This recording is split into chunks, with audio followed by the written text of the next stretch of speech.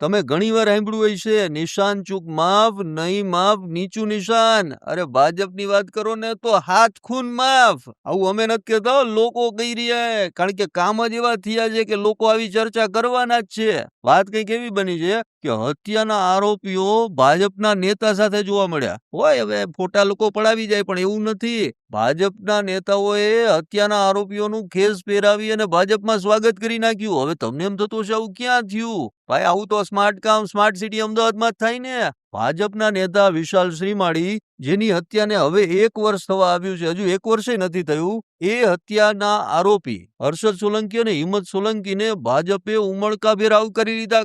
આવી જ જાવ તમારે, ભાજપના દરવાજા તમારા માટે ખુલ્લા જ છે.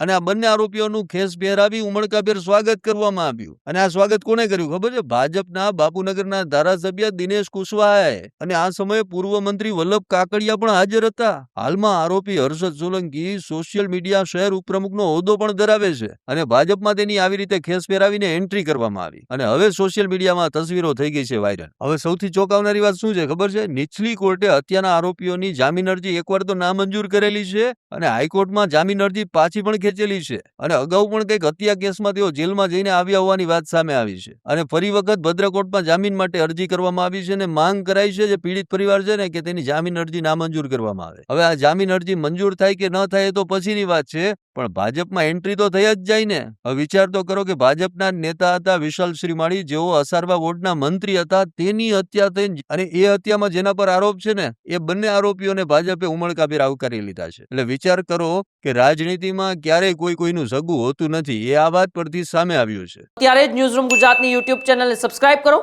અને ઇન્સ્ટાગ્રામ અને ફેસબુક પર ફોલો કરો. અપડેટ રહો, સત્યની સાથે રહો.